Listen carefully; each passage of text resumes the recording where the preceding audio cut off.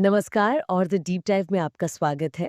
आज हम जिस दस्तावेज पर बात करने जा रहे हैं, वो सिर्फ एक किताब नहीं, बल्कि मैं कहूँगी एक क्रांति का घोषणा पत्र है। हम बात कर रहे हैं महात्मा ज्योतिबा फूले के अंतिम और शायद सबसे महत्वपूर्ण काम, सार्वजनिक सत्य धर्म पुस्तक की। और देखिए, इस किताब को समझने से पहले इसके लिखे जाने की जो कहानी है, वो जानना बहुत जरूरी है। वो अपने आप में कमाल है। ज्योतिबा फूले को पक्षाघात का दौरा पड़ा था। उनका दाहिना हाथ पूरी तरह से बेकार हो गया था। अब सोचिए, ऐसी हालत में कोई इंसान हार नहीं मानता और अपने बाएं हाथ से एक पूरा धर्म ग्रंथ लिख देता है। ये तो किसी भी इंसान के दृढ़ संकल्प की पराकाष्ठा है। बिल्कुल, ये किताब उन्होंने 1889 में पूरी की, हम्म। लेकिन दुर्भाग्य से उनके जीवन काल में ये छप नहीं सकी। इसे उनके दत्तक पुत्र यशवंत ने फूले जी के निधन के 1 साल बाद 1891 में प्रकाशित करवाया। हम्म। और जैसा आपने कहा, ये महज एक किताब नहीं है, ये उनके पूरे जीवन का संघर्ष, उनके विचारों का जो पूरा निचोड़ है, वो है। और एक ऐसे समाज की कल्पना है, जो शायद आज भी पूरी तरह से साकार नहीं हो पाया है। तो आज हम इसी पर गहराई से बात करेंगे।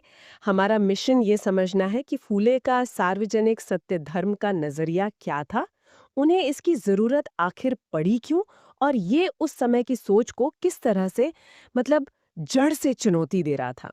इस किताब को समझने के लिए शायद हमें इसके क्यों से शुरू करना चाहिए। मेरा मतलब है, 19वीं सदी के अंत में भारत में ब्रह्म समाज थे, प्रार्थना समाज जैसे कई सुधारवादी आंदोलन तो चल ही रहे थे, है ना? तो फिर फूले को एक बिल्कुल नया धर्म ग्रंथ लिखने की जरूरत क्यों महसूस हुई? क्या वो सुधार काफी नहीं थे? ये एक बहुत ही ज़रूरी सवाल है, और इसका जवाब फूले की पूरी सोच को समझने में मदद करता है। देखिए, फूले इन संगठनों से बिल्कुल भी संतुष्ट नहीं थे। उनका मानना था कि ये संगठन, चाहे वो ब्रह्म समाज हो या प्रार्थना समाज, ये सभी ब्राह्मणों के वर्चस्व वाले थे, और उनका जो सुधार था, वो बहुत ऊपरी स्तर का था। ऊपरी स्तर का अब मतलब? मतलब जैसे किसी इमारत की आप ऊपर की मंजिल को तो सजा दें, लेकिन उसकी नींव ही खोखली और जातिवाद पर टिकी हो। फूले के लिए ये सुधार अधूरा था। अच्छा। हाँ, और उन्होंने अपनी किताब सतसार में इसकी बहुत तीखी आलोचना भी की है। उन्होंने तर्क दिया कि ये समाज एकेश्वरवाद या एक ईश्वर की बात तो करते हैं, हम्म। लेकिन जब सामाजिक बराबरी और जाति भेद मिटाने का सवाल आता है, तो वो चुप हो जाते हैं। फूले के लिए ये सबसे बड़ा पाखंड था। वो कहते थे कि जब तक आप जाति और लिंग के आधार पर भेदभाव को जड़ से नहीं उखाड़ते, तब तक ईश्वर की एकता की बात करना वो बेमानी है। बात कहाँ से होनी चाहिए? ऊपर से? ये बिल्कुल नीचे, जड़ों से? बिल्कुल। यही नहीं, फूले ये भी मानते थे कि सार्वजनिक सभा, या जो आगे चलकर इंडियन नेशनल कांग्रेस बनी, इन राजनीतिक संस्थाओं में भी किसानों की, शूद्रों की, दलितों की कोई भागीदारी थी ही नहीं।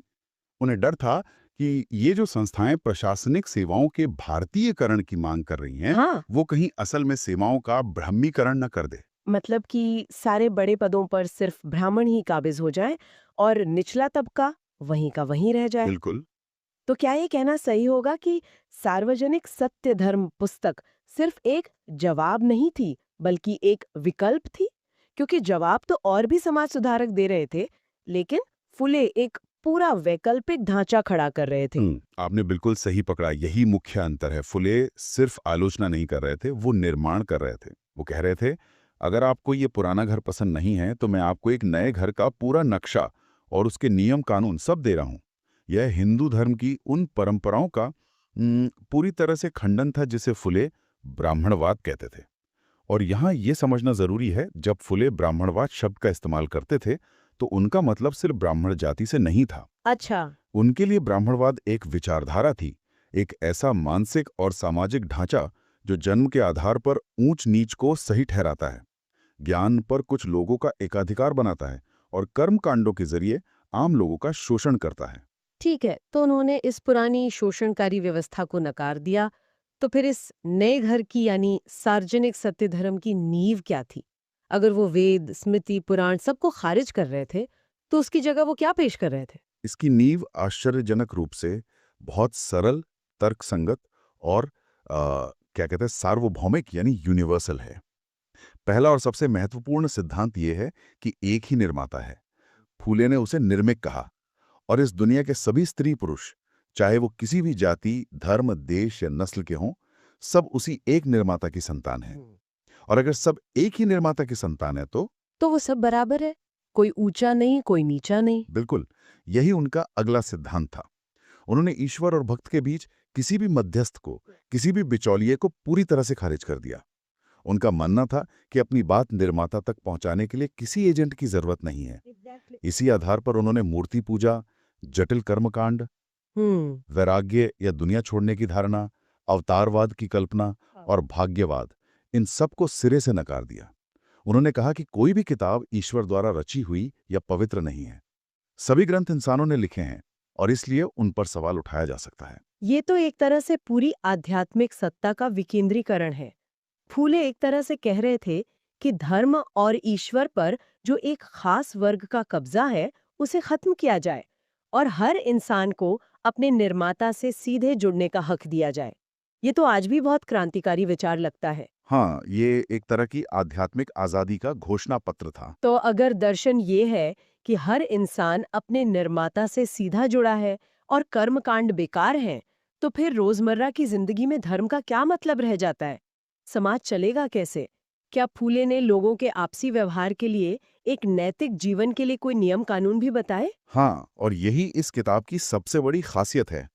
ये सिर्फ अमूर्त दर्शन की बात नहीं करती, बल्कि एक व्यवहारिक जीवन शैली का पूरा खाका पेश करती है। किताब में सत्य वर्तन यानी सच्चे आचरण के लिए पूरे 33 नियम दिए गए हैं। ये एक तरह का नैतिक कोड ऑफ कंडक्ट है। 33 नियम, ये तो काफी विस्तृत है। चलिए कुछ और दिलचस्प नियमों पर बात करते हैं। क्या कोई ऐसा नियम था जो सीधे तौर पर उस वक्त की सामाजिक कुरीतियों पर चोट करता हो? बिल्कुल। लगभग हर नियम किसी न किसी सामाजिक बुराई पर सीधा प्रहार है। जैसे एक नियम है कि स्त्री हो या पुरुष, किसी को भी नशे वाली चीज़ों जैसे अफीम, भांग या शराब का सेवन डॉक्टर की सलाह के बिना नहीं करना चाहिए। हम्म।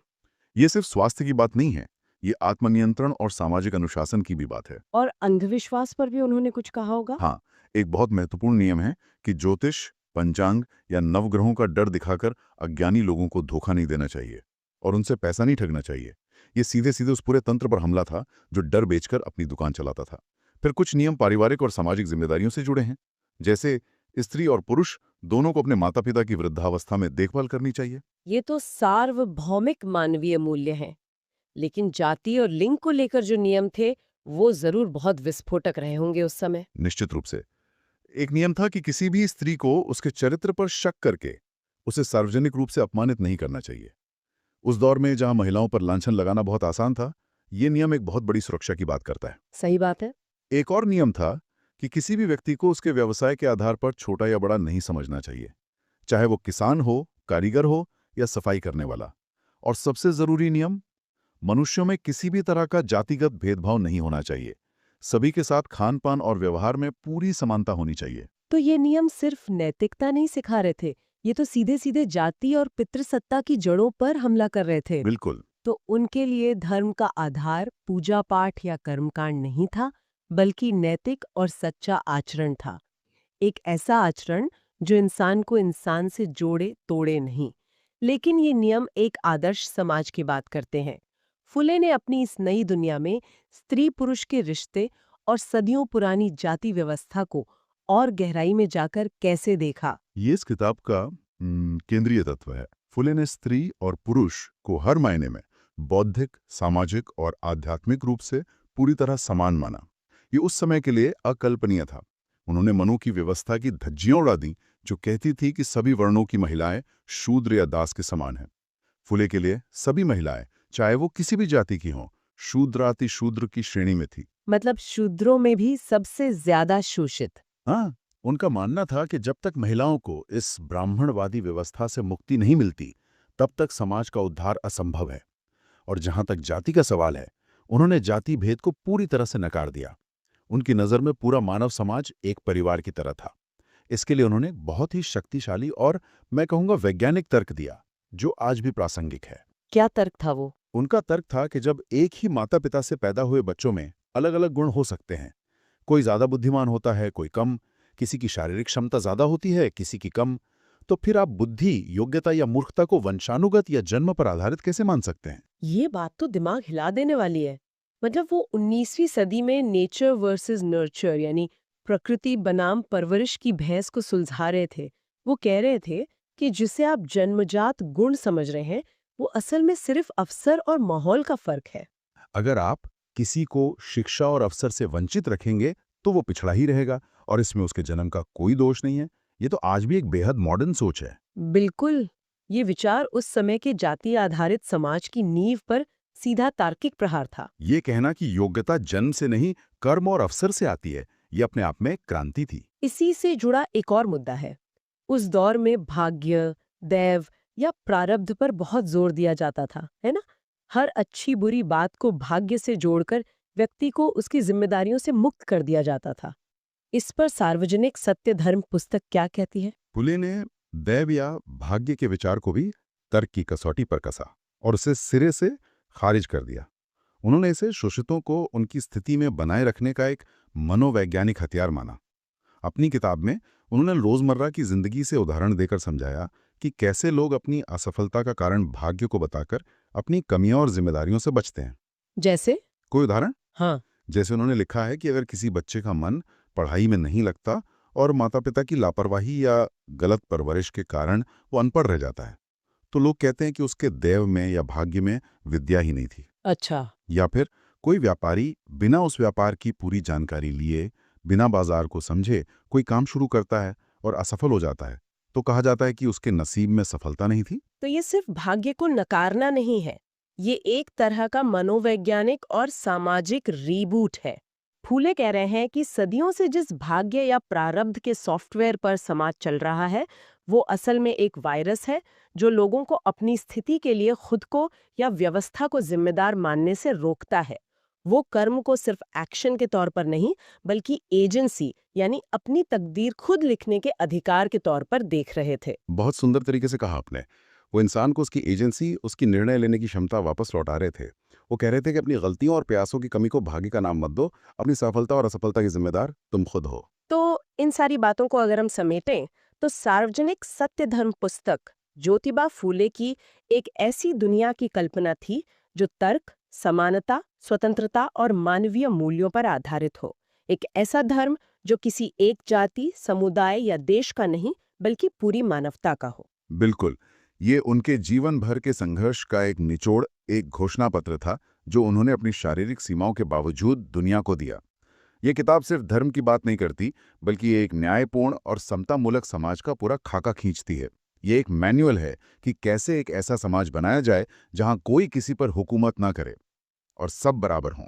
यहाँ तक कि फूले के विचारों पर आधारित विवाह समारोहों के लिए कुछ प्रतिज्ञाएं भी तैयार की गई हैं, जो उनकी सोच को बहुत खूबसूरती से दर्शाती हैं।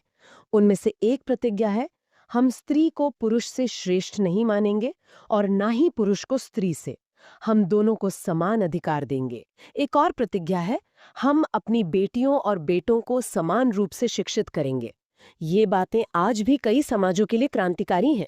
और सबसे महत्वपूर्ण प्रतिज्ञा, हम जाति, धर्म या लिंग के आधार पर कभी भेदभाव नहीं करेंगे।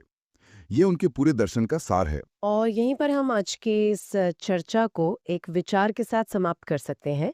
फुरे ने ये किताब एक सार्वजनिक यानी सार्वभौमिक धर्म के रूप में लिखी थी। आज की दुनिया में जो धर्म और पहचान की राजनीति में इतनी गहराई से बटी हुई है, ये सोचना कितना दिलचस्प है कि एक ऐसी नैतिक व्यवस्था का क्या मतलब होगा जो पूरी तरह से तर्क और सार्वभौमिक मानवीय मूल्यों पर आधारित हो। एक ऐसी व्यवस्था जो किसी पवित्र किताब, किसी पैगंबर या किसी ऐतिहासिक परंपरा से ना बंधी हो। ऐसा होने पर हम क्या पाएंगे और शायद क्या खो देंगे, ये सवाल फुले आज भी हमसे पूछ रहे हैं।